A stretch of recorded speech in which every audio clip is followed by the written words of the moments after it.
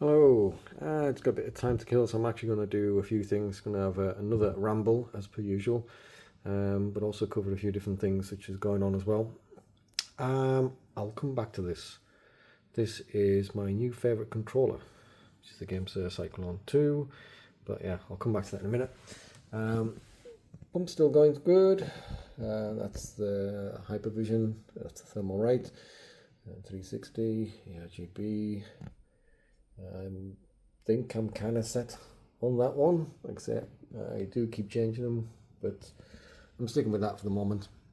Not a problem with it. As again, just to go over a few things because a few people have asked about certain different things. This and the Grand Vision, and I believe there's another one. I don't know if it's called the Hydra Vision as well. They're pretty much the same thing. Pump wise, tube wise, they're all the same. The pump is actually built into the radiator. The only thing that's different is the actual block that goes on. The Grand Vision is more of a standard. Well, if you can imagine that the backlight bit not being there, it's just kind of like a solid. With the Hypervision, it's got the bit at the back where you can, if you hook it up to your motherboard, you can have lights, change a different colour and stuff. I just think that just makes it a bit more, well, flash, nicer at the end of the day. But yeah, they're all pretty much the same, and they're all priced roughly the same on that as well. For the money, a hell of a lot cheaper than anything else out there, and there's nothing else that comes close to them. The fans, which I have on here, is the Fantex D30s. The ones that come with it are actually a lot better for static pressure and stuff like that. These ones, I've said before, I have these because they're good. They're good at static and they're good at air, but they're not amazing at either. But they look nice. So they're kind of a jack of all trades. That's why I use these. But the actual fans that do come with the AIO is may not look as nice, but they're better for that radiator than what I actually use. Apart from that, yeah, I'm still extremely happy that I kept the 4090, but again, I did a video on that in the past. It's the reasons why you should keep your 4090 or even possibly 4080. The whole 5000 series is an absolute, I won't swear, but it's one of them shows. It's ridiculous. I still rock my little sensor from my motherboard onto the GPU there. I still rock that, and it's great. It's I actually had the first test run, and it took me by surprise. It was the fact that I've got it hooked up to AIDA 64, and I have an alarm thing on it, which I missed. I think it goes off at 55 degrees, and I have it turn the computer off when it hits 60. Now, I did do a baseline with Cyberpunk maxed out. I played that for 2 hours, and that hit 49. And so I thought, well, that's the main game out there at the moment in time, which is drawing the most power. So I'll use that as my baseline, and anything else above that I need to have a look at. Now, I just got hold of Star Wars Outlaws. I'll get to that again in a minute. And unbeknownst to me, I didn't even think about it, but that game pulls a lot of power, actually more than what Cyberpunk does. And I was very shocked at that. And I happened to leave the machine on, my PC on, and I was just wandering around doing some stuff. And all of a sudden, I heard a noise, and then the PC turned off. I was like, what on earth has just happened now? And when I turned it back on and looked back on temps and stuff, it was AIDA 64. It turned my PC off because it had hit 60 degrees on there. Now, again, that's not purely the heat just on that cable, because also you've got the heat coming from there. So this is why I had to do that baseline temperature, because it's not just heat from the power going through the cable, it's also heat from the actual fins and that radiating onto it and stuff. So that was really good. It just means now that I have to slightly adjust that because I mean, I don't know any other game at the moment that's got close to that kind of temperature, but it just means that I might have to slightly adjust it and raise it a bit now because Star Wars seems to be the hottest one for this moment in time for some reason. As for that game, it's kind of a shame because I think it's one of the best games that Ubi's done for a long time, long time. It looks stunning. It plays really well. Um, it is a kind of game where you do explore things and go in things. It is helped by the whole Star Wars thing, but there's a lot of times have been breathtaking. It's just like, wow, this is really, really nice, really good. Now, I am playing it after all the patches, and I believe that they took out a lot of the compulsory stealth, where I think somebody said they took out like 95% of the stealth, where you kind of had to go around creeping, and if you didn't, you kind of failed and stuff like that. They've kind of made it a bit more open ended, where you can stealth, but if it goes wrong, then you can just shoot your way out as such.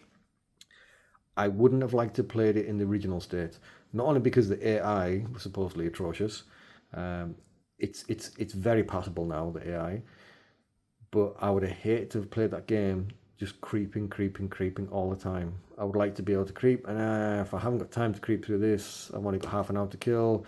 I'm just gonna, shoot my way through it. So I think the game is helped a hell of a lot by that.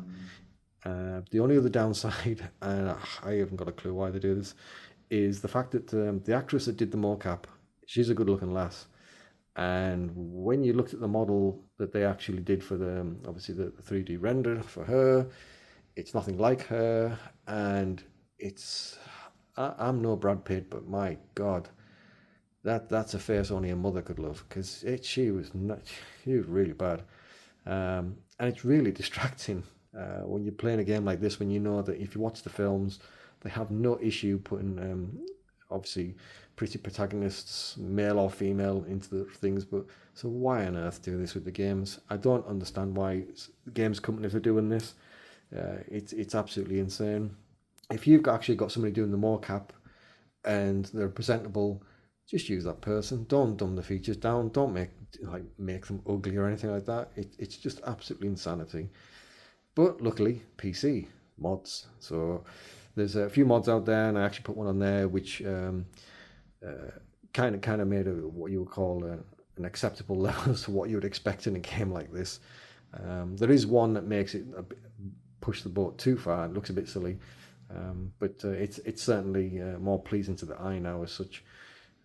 It's just mind-boggling as to why games companies do this. But yeah, the game, really, really impressed with it. The only thing which isn't particularly great, but it's a problem that they've had for a long time now, is Ubisoft, and that is they are crap at writing villains. Once upon a time, they were really, really good.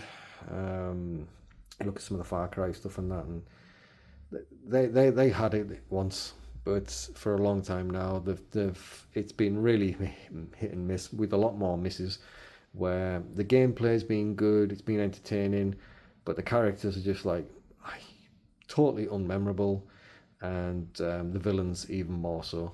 So I'm really enjoying playing the game, but as for the story and for the villain, I'm just like, is this the best you can do?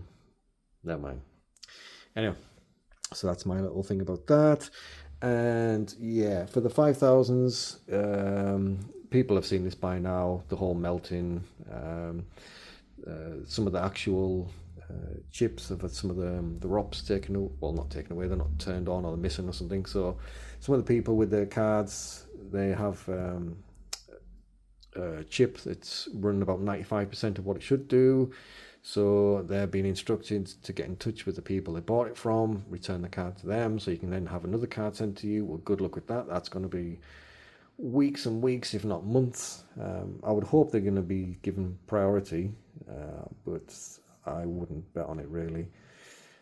It's terrible. That and the fact that the first driver that came out for the card was literally making PCs crash and blue screen. It made mine do it. I had to go back a driver. It's every now and again we have a GPU launch which goes exceedingly bad, and the 4000s was very rocky, but the 5000s was a case of hold my beer, because it's even worse. And the thing is as well is there's not many cards out there, and it's bad now. So when more cards get out into the wild, these issues and problems are going to creep up more. And again, I can see why they've been pushing this AI side of things, not just because of the FPS, but when you engage all these frame gen and stuff like that, it does knock your wattage down, which at first, when I used the first frame gen, I didn't mind too much, because some games you kind of needed the frame gen, but the thing I kind of liked as well is knocking the power draw down as well. Oh, it's all right, because less to worry about, less power coming through there, less money to pay on the old electric bill and stuff. But now when I'm looking at how much they're having to do this, it's bringing us the thing of like, well, I think they're kind of pushing it because they're hoping people will use it so that their cards don't melt. Because if you think about it, these cables are rated at supposedly 600 watt. Now, it will go over that. It'll probably do like 630, 650 or something like that. They always give you a little bit extra, supposedly. It's not going to be dead on 600 and that's it. It's going to go, you would think, anyway. But considering these 5090s, there's hardly any headroom with them. They're really, really close to hitting that now. But if you use the frame generation, you do drop wattage. So you give yourself a bit more of a safety net with power draw. So I can see them probably more desperate for you to use things like frame gen in the hope that we have less of these melting cables going on. I've not seen what AMD is going to do with their 9700. There's the normal one, and I think there's the XT. I'm not sure whether they're still sticking to the 8-pin situations or whether they've gone to this. I've not seen anything about that yet. I need to look into it. But from what I can see, spec-wise, they've got a really good card on their hands. If you're just looking for the actual, well, again, if they're doing the 8-pin thing, peace of mind, and the kind of uptake on the last gen, it's some games not so much, but some of the bigger titles, it seems to be somewhere ranging between 30 to 40% uptake on performance on some of these bigger games, which is really good. The only thing that they really need to nail down will be their FSR 4, but their price. The price is going to be the thing. Nvidia is so far out in the lead now with the market share, it's not even funny. And it's a scary thing because the more market share they get, it just basically means that they can do what they want and you'll just have to pay for it, and that's it. And that's an awful situation to be in. In an ideal world, Nvidia would have something like 70% and AMD would have 30%, or maybe even a little bit more, because then it would encourage each other to outdo each other and to improve on things. But the way this is going, this is the last chance really for AMD to try and claw something back. Nvidia completely messed up their launch. The cards, the bad press about it, everything about it has gone as wrong as it possibly could. And so this is a perfect time for AMD to come out and actually claw some of that market share back. But they do need a card that works on day one. It doesn't have like these kind of driver issues. And also the price being the main thing. And availability as well, because NVIDIA can't get hold of them. Now that might be a fake availability thing, because they might just be holding on to the cards. And then, oh, it was the Chinese New Year, we couldn't get them made, blah, blah, blah. Warehouse is full, and they're waiting for AMD to start doing something, so then they can release more cards into the wild and obviously mess up with the AMD's launch. Don't know. It's a very, very dirty thing behind the scenes about how these companies are run, trying to outdo each other and get one over on each other. But even though NVIDIA, I've been in NVIDIA for years now, I really do hope this AMD launch goes well. I hope the price is good. I hope it's a really good card. And I hope it sells a shed load of them. It'll make things a lot easier, even for NVIDIA owners. It'll make our life a lot better. Right, controller. I normally stick with everything official. I like things basically, that's my own extended battery thing you can put in there. I like things basically you plug in and it works. Don't have to start setting this up or putting different programs in to tune this into that, or this, it's a bit glitchy, or it drops out signal. Just work. More so now with the later age, I don't have time to mess around with things. So yeah, I normally just use these, but I kept seeing good things about this one, and I thought, yeah, there's so many of these things. But after doing quite a bit of research and seeing it ticks all the boxes, and the fact that it's basically the same price as what the official one is, I have to say I am thoroughly impressed with this thing. This one comes with a charging dock. It's on there. Weight-wise, now obviously this has got this battery in there. It's a lot heavier than what this one is. This feels solid. This one feels solid but also heavy. The thing I like about this is the fact that it's got, as you would describe it, it's almost like mouse clicks compared to they're like your old-fashioned like press down, clunk, clunk, whereas these are like your mechanical. Really, really nice. It's so silly. I can't tell you how much better that is over that. That just feels like preschool controller kind of thing now. I could never go back to it. It's horrible now. I've been messing around with this thing. But that is just, again, simple thing. The sticks are absolutely fantastic. With these, I like them, but again, they just feel like the kind of controller you would give to your friend when you want to use the good one. It's just like, well, why do you always get the good controller? Well, because you're the guest. You get to play with the crap one. It just feels so old and just so, yeah, it's almost like a kiddie's controller that you don't mind if they break now. The sticks, the actual movement on them, smoothness, they're not Hall of gaming sticks. I can't remember what they're called now. There's some new special one, MS something or something, I can't remember now. But they're really, really nice sticks. Again, the D-pad, it's like a mechanical click versus, yeah. There's people who've done much better review things and breakdowns than this, but the actual feel of those and the sticks is fantastic.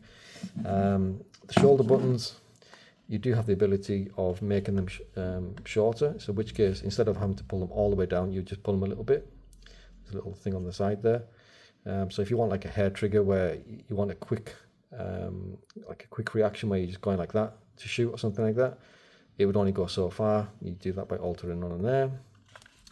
It does have the two underneath buttons. To be honest, they're a waste of time on me. Back in the day on Battlefield, maybe Call of Duty, I would have used something like that. But these days, you can turn them off. The software, you can just turn them off. So even if you press them, it won't do anything. So it's not a problem. The actual charging dock, this bit here, so you can put the little dongle, which comes into there. You can plug that into there, rather than sticking your PC. So you can just use it like that. And again, that just charges. You just need to have that aimed towards you while you're sat on your chair, couch, whatever. The signal distance, it seems to be a bit better than what the actual official one is that comes with the dongle. There's times where I used to move around a bit and this would drop, where this one just seems to hang on to it for a little bit more. So I'm not saying it's night and day difference, but it does seem to be at the very least the same as this, if not a bit better. The rumble is definitely better. It's stronger, but it feels more premium, where this one's just like kind of, where this one, there's more kind of levels to it as such. Feel not as good as what the DualSense is on the PlayStation, but it's in that kind of ballpark. It's definitely better. Obviously it has the lighting thing on there. I'm not that fussed about it. I have it on really low and I keep messing with different colours. I just set it to like about 10% brightness, but you can have all different patterns, all this kind of stuff. But to me, it uses the power. The battery is 850 milliamps, and I was a bit like, that's a bit small. But supposedly because of the way these buttons work and the way these actual sticks work, and the new thing it uses a lot less power draw from the board. So looking at what I was playing on, I would say, because I'm going to go by Star Wars Outlaws when I was playing on that one, where there is quite a bit of vibration and stuff, which is obviously going to eat into the power draw as well. You're probably looking at about 7 to 8 hours of gameplay you'll get on a game which is quite taxing, because it uses the rumble feature quite a bit. So it's not too bad at all. I mean, I've not sat down and just constantly done it, but looking at some of my things where I've finished like maybe a couple of hours and gone on and seen like 75% left, and thinking that's pretty good. So I'm just kind of spitballing what I would think would be the rough lasting for like that kind of game. Yeah, so you're looking about 7 or 8 hours. It might be more, it might be slightly less, but if I was going to put money out, I'd say 7 to 8 hours you get out of it. Which for me, considering how long I actually play on games, that's more than enough, and it seems to charge quite fast as well. But yeah, I software, and obviously just go to the website and just download it. It's very easy to set up. On there you can change things which I didn't even know you could do. You've got dead zones, sticks, placements, button mapping underneath, the lighting, update it on there. The amount of stuff that was on there, I was just like, yeah, that's things I'll never look at probably. I just want a controller that looks good, feels good, works, and it does it. It does it all. I say, it's not very often I'll get some kind of third-party thing and rant and rave about it, but straight away after using this, I was just like, I'm gonna shout from the rooftops from this thing. Excellent, really, really nice. And this, it just feels just so clunky now. I don't know. It's like once you've had that, you can't go back to this. It's good, it works, but I'm sorry, my son's going to be using this one. That's about it, really. I had some time to kill, so I thought I would just rant for a while. Yeah. Right. Bye.